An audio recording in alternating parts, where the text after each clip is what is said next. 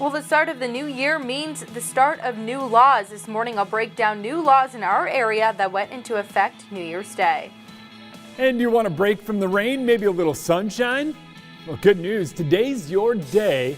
However, there is more snow in the forecast. I'll let you know when it arrives. They're principled, they're qualified, they're decent. There's no way we lost Georgia. There's no way. As Georgia voters decide which party will control the Senate, President Trump faces questions about his phone call with Georgia's Secretary of State. Up with KREM begins now. Will you have to travel by plane right now? Who would you choose to fly? Would actually make a big difference. Airline Ratings released their list of airlines who go above and beyond to protect passengers from COVID-19. They named Qantas Airways of Australia the world's safest airline for 2021. Delta, JetBlue, and Southwest were some of the U.S. airlines that made the top 20. So this morning, we are asking you, do you feel safe flying right now? You could vote or text us 509-448-2000, and we'll put some of those responses up on air. This morning we have seen some of you commenting on this, even texting in letting us know if you feel safe to fly. Someone said, feel comfortable flying right now. So let us know. Someone else said, not ready to fly. Someone else said, absolutely not. So we've gotten a variety of responses this morning. Definitely want to hear from you. I don't want to put any airline on blast, but I've seen some pictures of friends who flew United, and it was just packed. So I will just say that just makes me not feel good. The idea of a packed airplane right now doesn't make you feel good. But, we were talking earlier this morning, Dana Marie, you and I have both flown over the past calendar year. And I feel like when I was on my flight, it was very well managed. There were a handful of people on the plane. So just one of those things, like if you have to fly, you better do your research, I think. Wouldn't you say that's fair, Dana Marie? I would totally agree. I mean, I would agree with the comment of United being a little bit more crowded than I would say Southwest.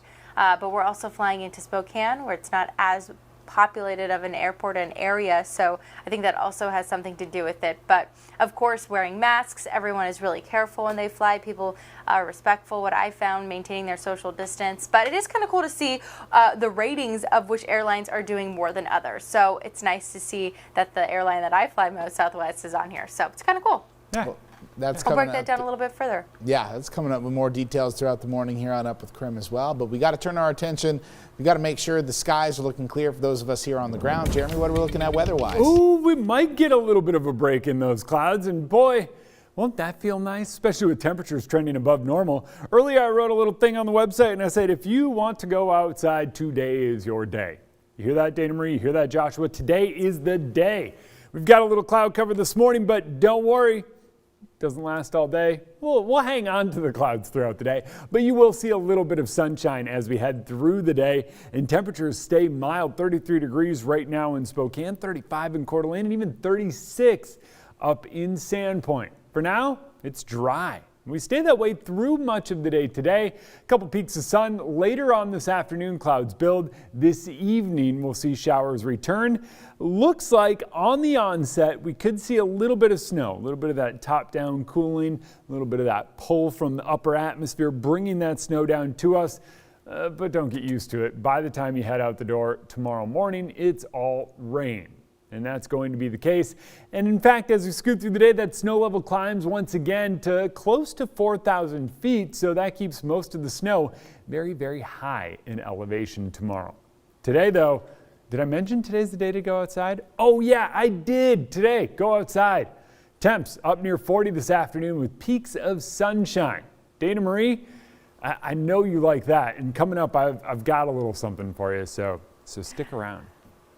Oh, I'm excited. Yes, I can't wait to go on my walk this afternoon. I love to hear the word sunshine, the best forecast. Thanks, Jeremy.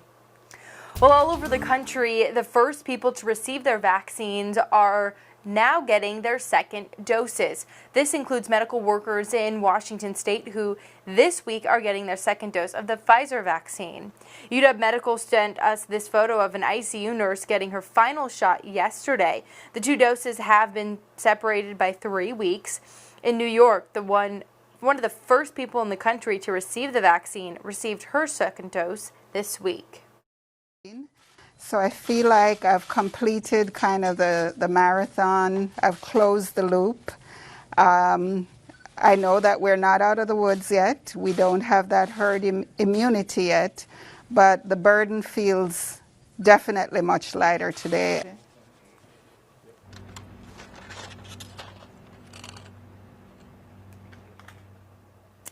The nurse from Queens, New York, was one of the first people in the country to get vaccinated. When it comes to both the Pfizer and Moderna vaccines, experts say you have to get both doses for the vaccine to be more than 90% effective.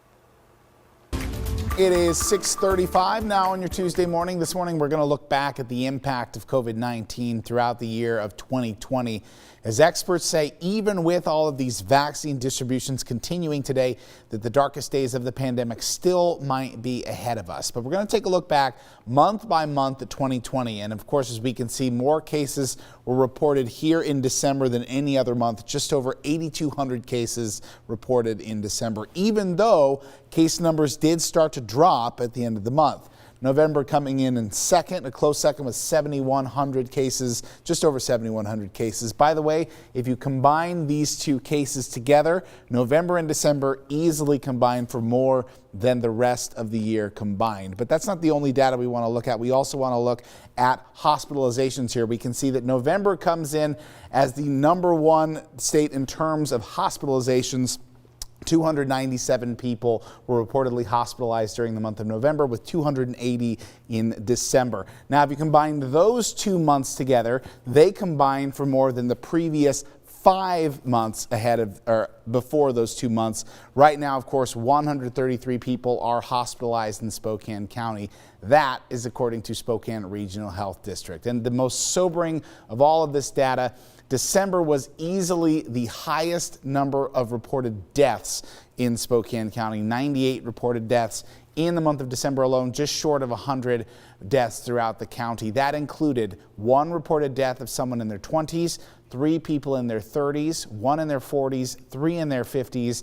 But older people, 60 and above, made up the overwhelming majority of last month's reported deaths. All reported deaths as well showed that same trend throughout the year.